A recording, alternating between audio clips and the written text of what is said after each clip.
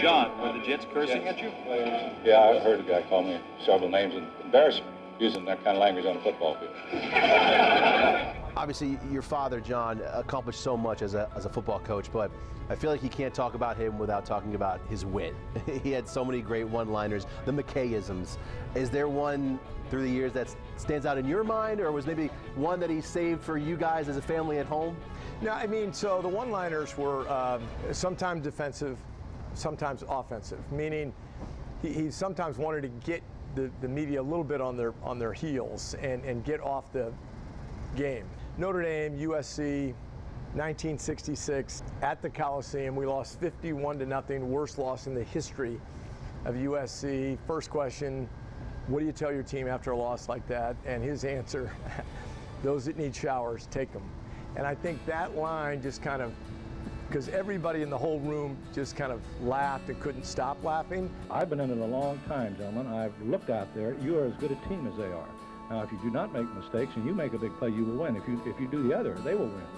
Unfortunately, we have done the other. I know those first couple years with Tampa Bay were rough, to say the least. Yeah, maybe that's me being nice about it. But I said in one interview that they were dark days, but they were darker than that.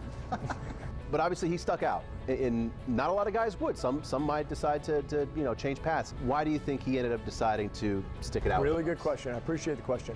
So 1977, end of season, there was an opportunity that was a big-time opportunity, and he told us, I came here, I gave him a promise, I said what I would do, and we're going to see this to the end. My mom was kind of in favor of that, but my dad was, this is what we're going to do. What really went through my mind when the game was almost over was that I was happy for the players on the team, and of course the fans that have stuck with us. 77, you guys get that first win. Yes.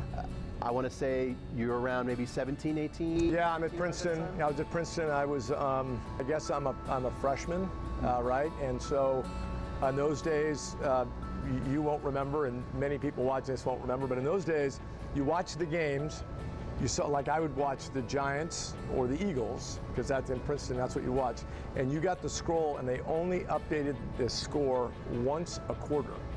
And so I just sat there and watched it, and then we won. Got a call from the locker room from my brother-in-law, my now brother-in-law, who was working for my dad then, and it was pure pandemonium. I know, obviously, your father passed away a couple of years before the Bucs' first Super Bowl. Since then, another Super Bowl for this franchise, numerous division titles.